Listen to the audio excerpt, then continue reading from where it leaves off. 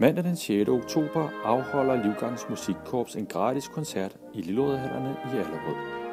Derfor har vi spurgt orkesterchef Erik Engstrøm, hvad tilskuerne kan forvente af koncerten.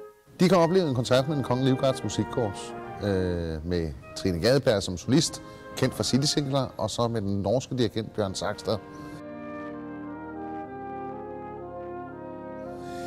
De vil kunne opleve en koncert med en stor bredde, hvor musikkorpset viser, hvor meget de egentlig formår af forskellige genrer.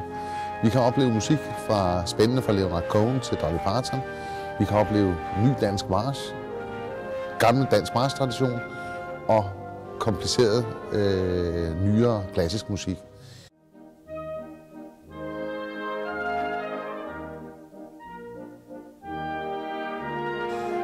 Derudover kan borgerne have fornøjelsen af at opleve de lokale musiktalenter fra Allerød Musikskole, der en af orkestrets medlemmer, Martin Kaiser, alternerende koncertmester, er leder af musikskolen, og hans unge musiktalenter fra Allerød vil underholde før koncerten. Så går man lidt i god tid, så vil man også kunne møde den lokale ungdom.